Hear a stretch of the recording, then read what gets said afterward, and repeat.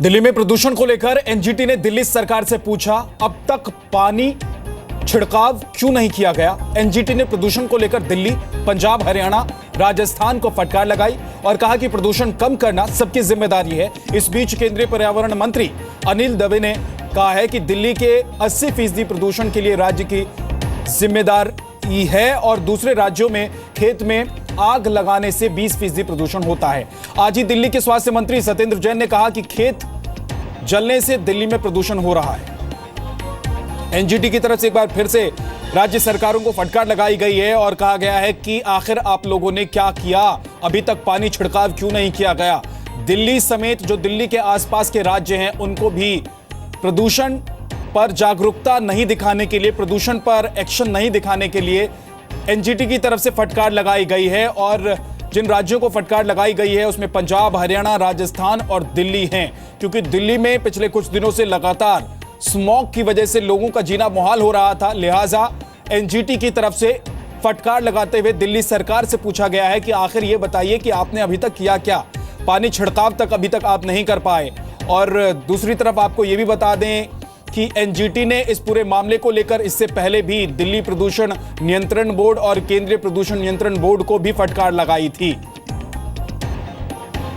इसको हमको समझना होगा कि दिल्ली की समस्या 80% है, 20% में अन्य राज्यों से जो पराली जलने के कारण आता है वह हिस्सा है जो कि 70-80% के आसपास जल गई है।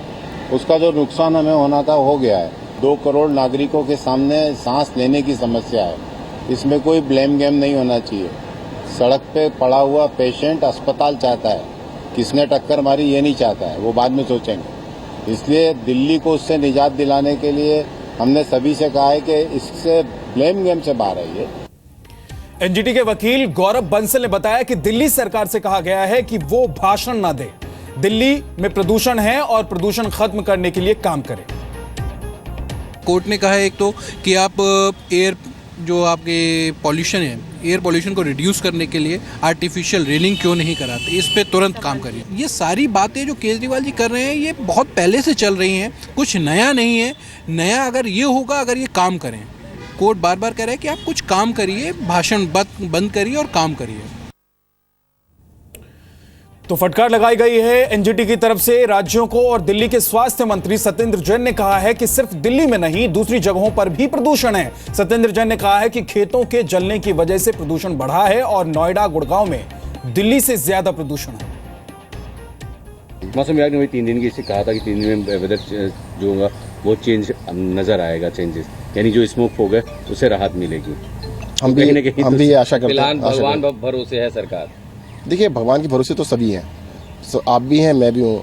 अब कोई भी बात करेंगे तो आप कहेंगे जी पॉलिटिक्स हो रही है। हमने पिछले साल भी कहा था, बार बार कहा था, जो इस टाइम कंडीशंस हैं इसमें कोई भी नई कंडीशन नहीं जो 10 दिन पहले नहीं थी। दिल्ली के अंदर पोल्यूशन की कंडीशन कोई भी नया चीज़ नहीं ऐड हुई है एक्सेप्ट जो खेत जल रहे हैं। खेत जो जल रहे हैं उसकी वजह से जो पोल्यूशन है। आप एक बात देखिए, आगरा में ऐसा क्या हुआ, ताजमहल तो दिखाई नहीं दे रहा। दिल्ली की बात करें, आगरा तक अगर जा रहा है तो वो किस वजह से है। आप गुड़गांव देख लीजिए ना, आप फरीदाबाद देखिए, नोएडा देखिएगा, वहाँ पे दिल्ली से कम पोल्यूशन नहीं, दिल्ली से ज़्यादा ही पोल्यूशन है। तो ऐसा कुछ नहीं है कि सरकार ने कदम नहीं उठाया। अगर वो कंडीशंस जो कि हमारे हाथ में नहीं, अब हम ज़्यादा कहेंगे तो कहते फिर लड़ाई चालू हो गई। अब सरकार ने क्या कदम उठाए उस पर बात करने की बजाय दिल्ली के मंत्री साहब बता रहे हैं कि दिल्ली से ज्यादा उत्तर प्रदेश में, आगरा में प्रदूषण है। सवाल यह है कि अगर ये सब बातें करके उन्हें ऐसा लगता है कि दिल्ली के लोगों को परेशानी से निजात दिला देंगे तो फिर उनकी बात को आप समझ सकते हैं खुद वो कितने गंभीर हैं इस मुद्दे को लेकर। दिवाली के बाद 31 अक्टूबर से प्रदूषण का स्तर खतरनाक जोन में बना हुआ है। आपको हम पिछले एक हफ्ते के आंकड़े दिखाते हैं कि दिल्ली में PM 2.5 का स्तर 60 होना चाहिए, लेकिन इन 7 दिनों में वायु प्रदूषण का हर रिकॉर्ड टूट गया। आज 7 नवंबर को सुबह में दिल्ली के कई इलाकों में PM 2.5 का लेवल 500 पार कर चुका है। कल यानी कि 6 नवंबर को PM 2.5 का स्तर 773 रिकॉर्ड किया गया, जो बेहद खतरनाक है। और इसी तरह 5 नवंबर को PM 2.5 का स्तर 578 रिकॉर्ड किया गया था और 4 नवंबर को इसमें मामूली कमी दर्ज की गई थी और PM 2.5 का लेवल घटकर 225 पहुंचा था। 3 नवंबर को 449 दर्ज किया गया था, 2 नवंबर को 348 दर्ज किया गया था, 1 नवंबर को PM 2.5 का लेवल 315 रिकॉर्ड किया गया। 31 अक्टूबर यानी कि दिवाली के दूसरे दिन 624 रिकॉर्ड किया गया PM 2.5 का स्तर, जो बेहद खतरनाक स्तर था। क्या मेरे बिन बताए आप अभी अंदाजा लगा सकते हैं कि मैं कहाँ खड़ी हूँ? शायद नहीं। चलिए मैं बताती हूँ। मैं इस वक्त राजपथ पर खड़ी हूँ और मेरे बाईं तरफ रेल भवन है और कृषि भवन है। वहीं अगर पीछे की बात करी जाए तो राष्ट्रपति भवन है, वहीं दाईं तरफ वायुसेना भवन और उद्योग भवन है और मेरे सामने इंडिया गेट है। लेकिन शायद आप इन तस्वीरों में ये नहीं देख पा रहे होंगे या फिर धुंधला नजर आ रहा होगा। इसका कारण सिर्फ एक है, वो है बढ़ता प्रदूषण। ये जो सफेद चादर आप देख रहे हैं, ये स्मॉग है। सफर एयर ऐप के जरिए आपको यहाँ दिखाना चाहूंगी कि अभी सिचुएशन क्या है। इसके मुताबिक दिल्ली की जो ओवरऑल सिचुएशन है, PM 2.5 लेवल जो है वो 500 पार कर चुका है। 500 प्लस जो है वो यहाँ दिखा रहा है। इसके आगे का ये नंबर नहीं दिखा रहा है। शायद ये जो मापदंड है, इसके आगे का जो नंबर है वो इसमें दिया ही नहीं गया है। क्रिटिकल सिचुएशन है। हेल्थ एडवाइजरी में इधर कहा गया है कि इमरजेंसी की सिचुएशन है। तो अगर आपको स्वस्थ रहना है, बेहतर यही होगा कि दिल्ली NCR छोड़ के चले जाइए या फिर अपने घर में ही बैठिए। कैमरामैन रमेश के साथ यशस्विका, जी मीडिया, दिल्ली।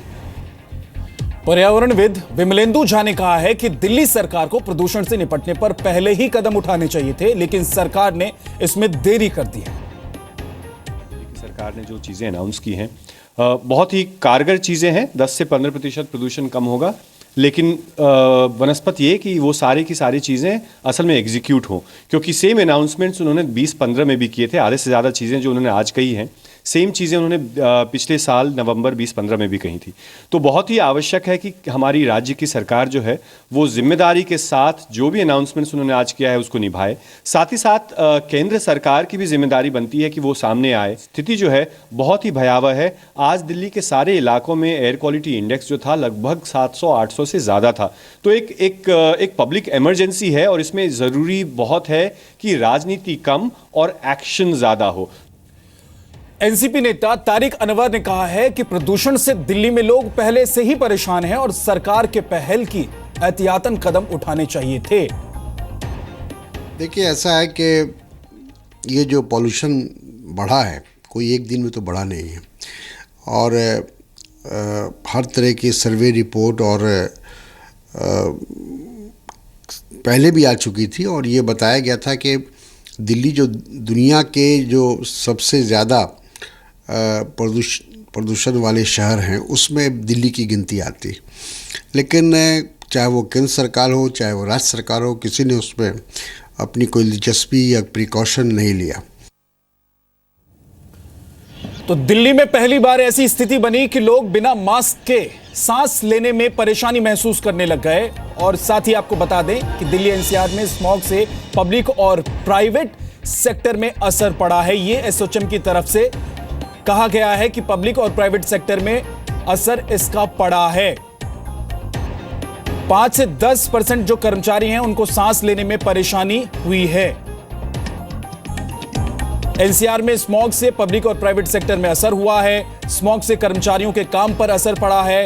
यह एसोचैम की तरफ से बयान जारी कर कहा गया। और दिल्ली NCR में स्मॉग से काम करने वाले लोग जो हैं, चाहे वो पब्लिक सेक्टर के लोग हों और प्राइवेट सेक्टर के लोग हों, दोनों पर असर पड़ा है। क्योंकि सांस लेना दिल्ली में मुश्किल हो रहा था, इसलिए लोग ऑफिस तक जाने में भी परेशानी महसूस कर रहे थे। और अगर ऑफिस पहुंच भी जा रहे थे तो वहां पर काम करना उनके लिए मुश्किल हो रहा था, क्योंकि स्मॉग ऑफिस की बिल्डिंग के अंदर तक घुस गया था।